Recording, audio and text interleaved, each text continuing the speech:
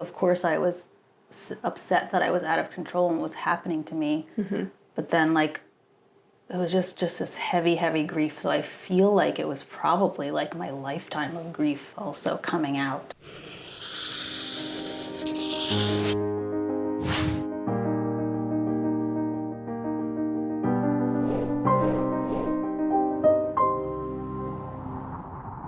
Hello and welcome to another live filming of My Hero 360. We're in the studio with Leigh Marino to talk about her story today.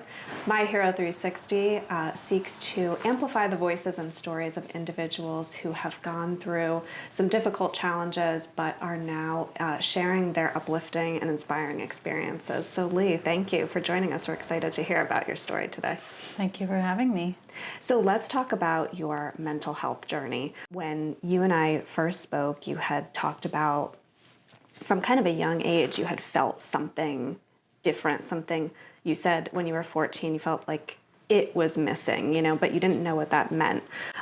So talk to us about that and how you were feeling and kind of through the journey that you went through. Sure. So I think that I've been thinking about it, and I probably would go back a couple years from there.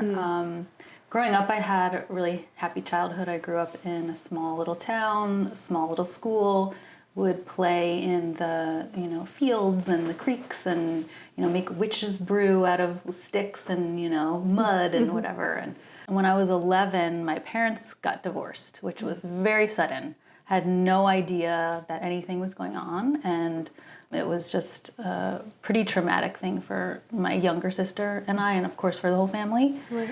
So I think that probably was, I would assume, the beginning of some trauma and grief for me. I think that also, middle school and being a teenager and all that, hormones and things change, and it's a tough time for everyone. But I do specifically remember when I was 14 years old, writing in my journal that I felt like I had lost it, in quotes. And in my mind at the time, it was just like this feeling of connection with something greater than myself, with like a zest for life, like a trusting, just an openness and joy, really. And I found myself feeling just numb. Every day was the same. I did have a lot of anger at first. When my parents got divorced, I was very, very angry. Yeah.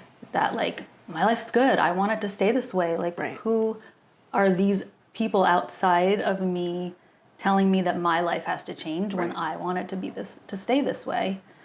So I was very angry, and like, as I know now, anger is like a secondary emotion that's comes up underneath that. There's pain and grief and loss, because of course I was grieving the loss of this family unit and my happy life and life the way I knew it.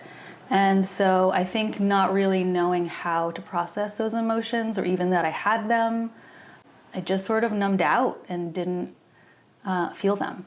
So at 14, I realized like I've lost something here, and it's just not the same, and what's going on. And luckily, I had the insight that if I wanted to be able to feel the good feelings in my life, I needed to also feel the bad ones, in quotes, bad ones, but I didn't really know how to do that. I wasn't like, all right, let me just cry on cue, Sure. So I turned to movies and TV shows and would pick things that would make me feel something. And especially ones that would make me cry, and so that I could connect to those feelings in a meaningful way that was also safe, because I knew I was watching a show. So it was like a way to connect with myself and also someone else, and to feel that. And an outlet for you to express those emotions that you were trying to understand and deal with at that time. And so a couple years ago, you were experiencing some insomnia and described having a panic attack. What was that like? So a couple years ago, I had a couple different areas of my life that were very, very stressful for me in different ways. and they just weren't resolving. So it went on for a long time, and I kept trying to, make my way through it or think, oh, soon this will be over, or solve what was happening. And it was just such a prolonged period of stress that after a few months, I started getting headaches every night at by 5 p.m. So I would find myself working all day, making dinner at night, ending with a headache, needing to go to bed. And always thinking well, maybe after a good night's sleep, I'll feel better tomorrow. Maybe I'll feel better tomorrow. And it just wasn't coming. And eventually then I ended up with COVID, and I got a really, really bad headache one time. And I was laying on the couch and I thought, oh my God, there's something really wrong with me. I have a brain tumor or something. And in that moment, this panic just went through me. And I guess it was a panic attack. It just was this terror that wouldn't go away. And I couldn't stop it. And I was just so afraid. And it was just coursing through my veins. And so then I remember that night I couldn't sleep because my mind was just racing, and it just kept happening, this panic. So I went for 3 nights where I didn't sleep at all. I would get into bed. The panic would start because I would be afraid of not sleeping. Right. I would be afraid of having this panic attack again. And it would just be literally pure panic running through my veins for 13 hours straight while I was trying to sleep. Wow. And I tried everything. I love Eckhart Tolle. He's a spiritual teacher. I would listen to videos from him. I would do meditations. I would listen to calming music, yoga, all the things that I knew would have helped me in the past. And it just wasn't happening. So after 3 nights of no sleep, I was just I can't do this anymore. So I went to the urgent care. And I remember pacing. I looked like someone who had an addiction problem, who was Sure. I don't know, needing their drugs or something. So I couldn't sit still. I was pacing the room. I literally could not sit down. And they gave me this intake form to fill out. And as I sat there and was filling out the form, I felt myself calm down a little bit. Okay. Because I guess my mind was focusing on filling this thing out. And I said to my mom, who was there with me at the time, I was I think I just need to be filling out forms all the time. I don't know, how can I stop my mind from panicking like this? So that was just the beginning of that journey. And the fear was almost perpetuating, right? Exactly. The panic and the mental health, toll it was taking on you. And then, so what happened after the urgent care? How did you kind of come through this and find yourself in a better place, or able to better kind of cope with some of those emotional challenges you were dealing with? Well, immediately they gave me some strong medications that I was terrified of taking. If you know me, I'm a very natural person. High school, I didn't even like taking Tylenol for anything. And I was afraid of taking something. I didn't know what the side effects would be or what it would do to me. But I had just had to. So I took the medication, laid there really afraid, but then it worked and it helped me fall asleep. So I took that, but it was something that's not a long-term solution. Sure. So I took that for 5 days, I think, and it helped me just start to get back into a rhythm of being able to sleep and start to heal. And then I got to a place where I had already been seeing a therapist. I've seen the same one for many, many years. But at the time, I called her, I started seeing my therapist more often. I found a psychiatrist. And I just remember that over time, I wasn't able to really fully heal from that experience. And it just was still there, that panicking feeling. But I would find myself kind of pushing it down.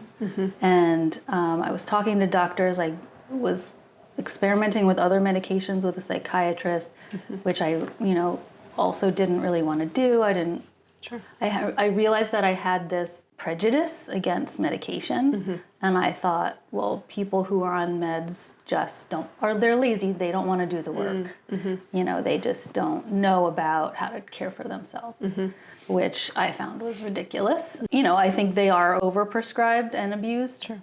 But in my case, like I realized, oh, sometimes these are really needed, and I'm so thankful that they exist because I really did need that. Yeah. So I struggled for a while. I was able to slowly kind of like handle the emotions. Like when I would start to feel the panic coming on at night, I would have something in my arsenal to think of, to try to think of something like to distract my mind, right? Sure. So every night I'd be like, all right, well, tonight before I go to bed, I'm going to think of this. And so I would do that and it would help me be distracted. But I always felt like I was like just distracting myself from something that was there and pushing it down. And I didn't want it to like overtake me because I couldn't handle it. Yeah. And so I was able to heal and like be okay for a few months. I was able to travel out of the country, went on vacation. Everything was okay. I was able to like wean myself down so that I was on very low doses of a medication. And then when we came back from vacation, I was so tired from traveling, which I was fine, you know, I knew that. But I remember laying there in bed and thinking like, what if? Like that was the thing that I would always think. I would think, what if? Like I wouldn't even complete the sentence. What if it happens again is what it meant. But, and it would like be there, right? And so I was tired and I thought, what if it happens again? And it did. And it just, this panic came over me and I couldn't handle it. I couldn't stop it.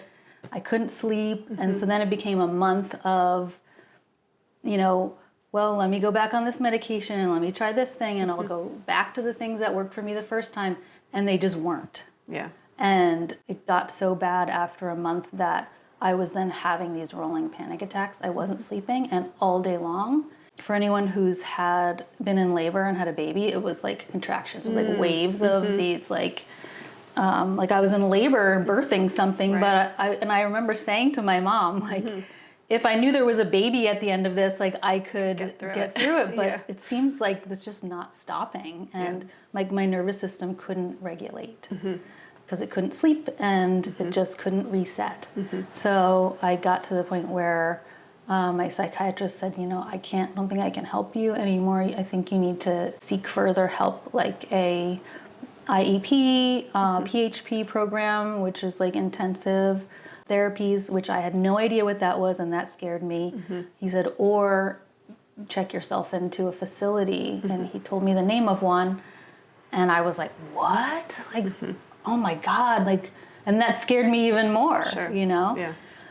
So at first I said no, and I said, well, I think I can handle this, and then a couple of days later I just realized, I was like, I can't get through this, it's just not getting better, and I need real help. So I called the place, and I was able to get in, and so I checked myself into the psychiatry ward of a hospital, and was there for 13 days.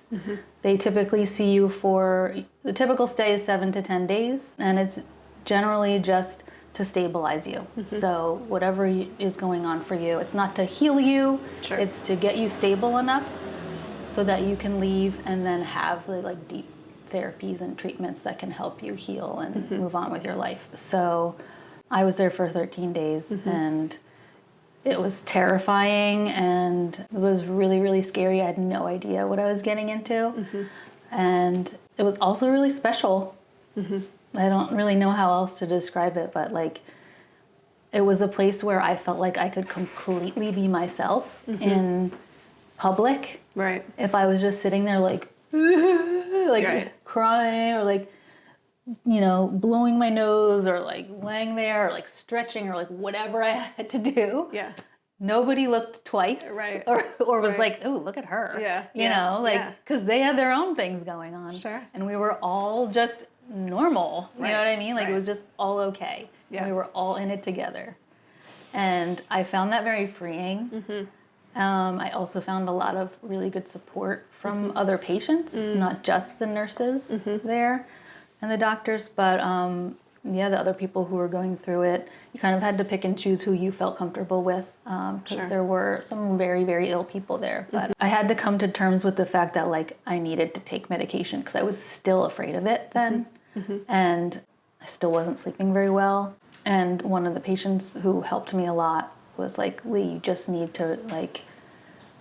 He's like, I understand. I don't want to be on meds either, but like. For you right now, this is a matter of life and death, and you can always come off of it. And you just have to take them, and you have to be okay with taking them. Yeah. And I was like, you're right. And so I did. And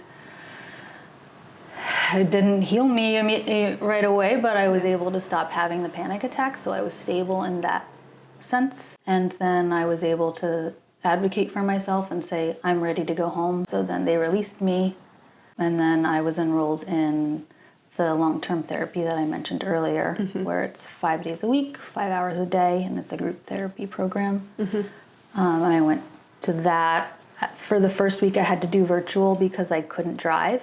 Okay. I couldn't really walk down the street or up the stairs. Like I was so weak and in like so much pain, just from like the panicking, you know, all of what I had gone through. So you've talked about how impactful group therapy was for you during this journey. Why did that make such an impact on you? I was able to connect with the material and also with the other people there, the other patients and the people who are running the program, in a way that I felt like I could share my story and help everyone from like, because I knew all like both perspectives, right? Like I was a patient and someone going through something hard, so that I could say, well, when this happens, I think of this, or I try to do that. And like people would be like, I never thought of it that way. And so I just felt myself returning, and I felt like being able to help people by telling my story and sharing what I was going through and what I had done and what worked for me made what I went through have a purpose. Yeah. Because otherwise it's like, why would I have gone through that? Sure. You know, and so now I look back at it and like I'm grateful for it, which at the time I never ever, you know, would never wish that on anybody. Right. But because it allows me, being able to tell my story, people say to me, oh, I resonate with that, or they'll even get emotional, you know, and just that interaction is healing for them and for me, and it makes me feel like I'm like on my purpose. You know? Yeah.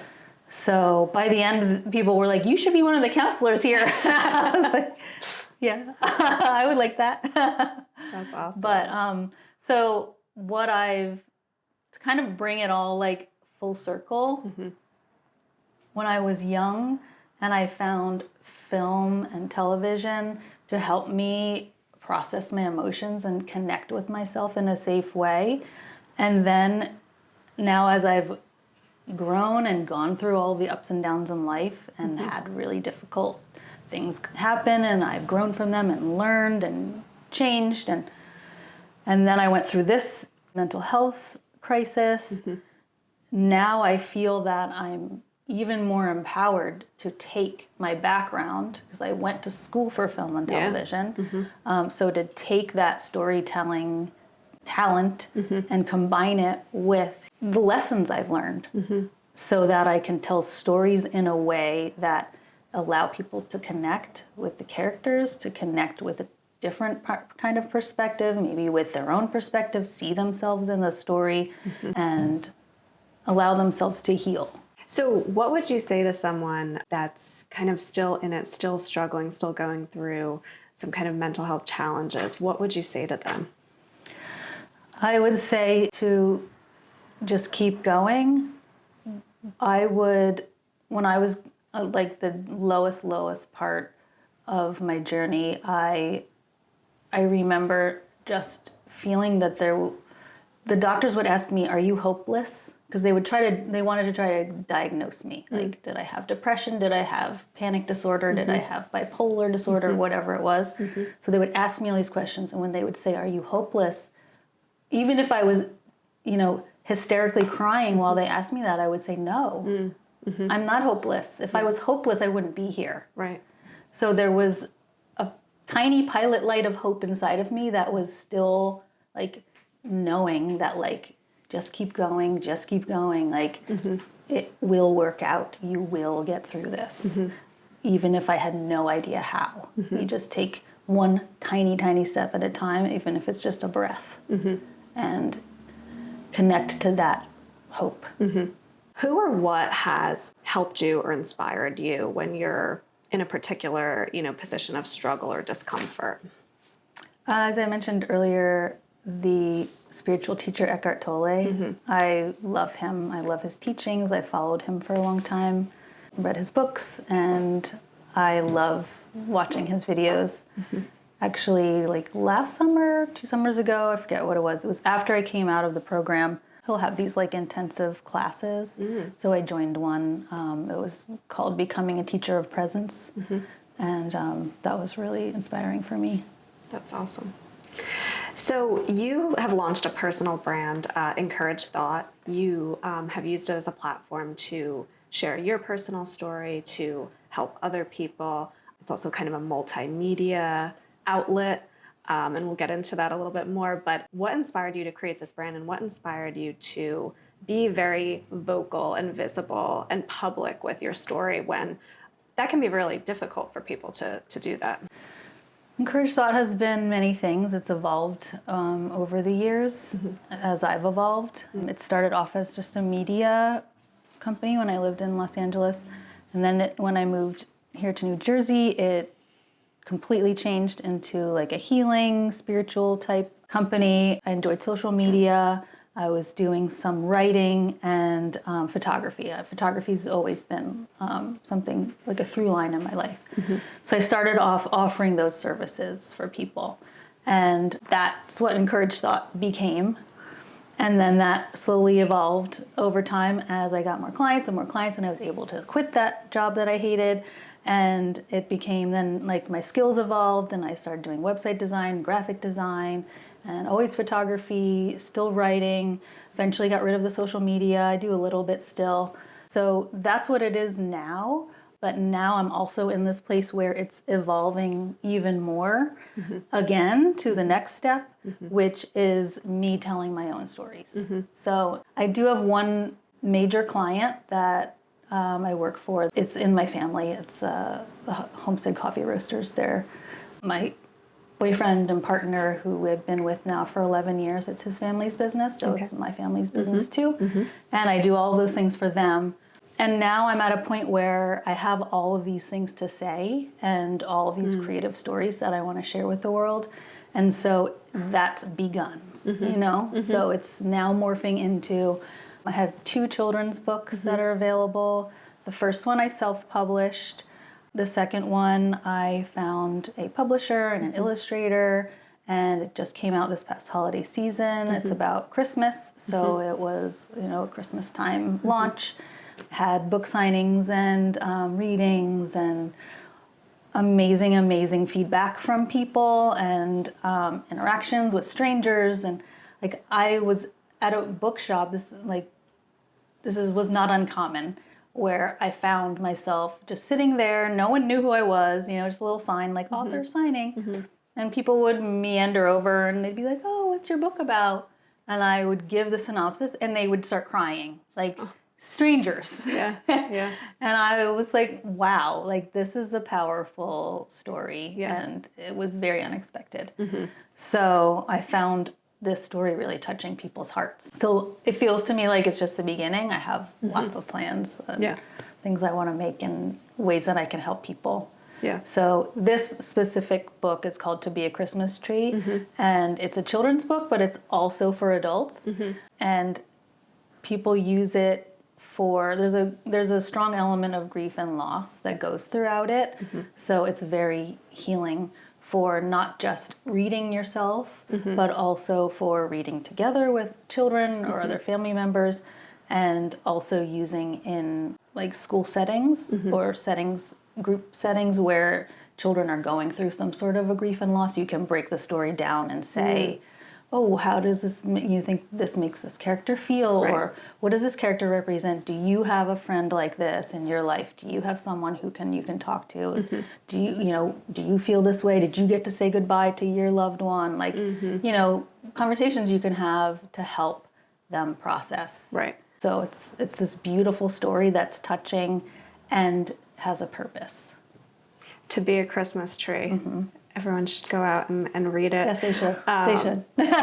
And do you feel that, I love how you talked about it's to help children, also adults, to process big emotions, right? Like grief and loss. Do you feel like maybe something like that would have helped you process your emotions? Or are you looking to kind of almost help that, inner child, provide something for children now to be able to learn to process their emotions and how to navigate them? Absolutely. Yeah. I think that I didn't really know that I should be doing that at such a young age when my parents first got divorced. Not that, I think they just didn't know, or maybe the opportunity just wasn't presented to be able to, maybe I didn't want to talk about it. I don't know. I don't remember, back then, but being able to really process that grief at that time, I'm sure would have helped me. But I guess I learned to do it on my own in some way. And so that's what I like to try to give back. Yeah. Also, I do remember during that time when I was so out of control with these panic attacks, I was crying so much. And I remember saying to the psychiatrist, like, I just have so much grief. It just feels like grief. And it wasn't a specific thing that I was grieving. Sure. Like, of course, I was upset that I was out of control and what was happening to me. But then, like, it was just this heavy, heavy grief. So I feel like it was probably like my lifetime of grief also coming out. Encourage Thought is doing a lot of really great things. So thank you for everything that you're doing. Yeah. I also want to say a diagnosis doesn't define you. You can always move through that, and it doesn't mean you'll always have it. You might. You might always struggle with something, but you also might not. And it's not who you are. Right. Yeah.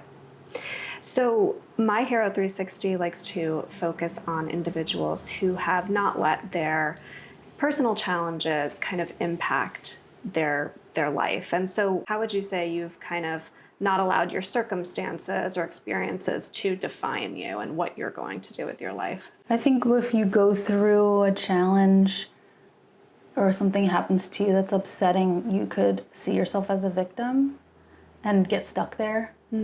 Especially if you feel like you don't know how to get out of it.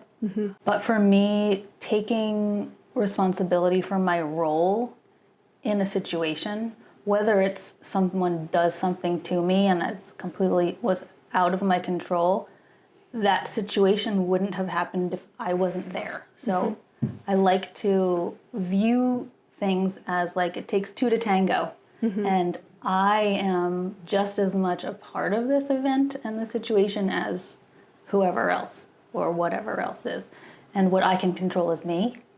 And so to me, that feels empowering, and it makes me not identify as a victim and not feel like a victim. And I can say, well, what can I take from this, and how can I grow, and how can I turn this into something that I'm grateful for in the end. And you might not know, you might not see that or even think about that at the time, but just recognizing that you're in control of yourself and you can take a step at a time to get yourself out of that situation or heal from something, I think is very empowering.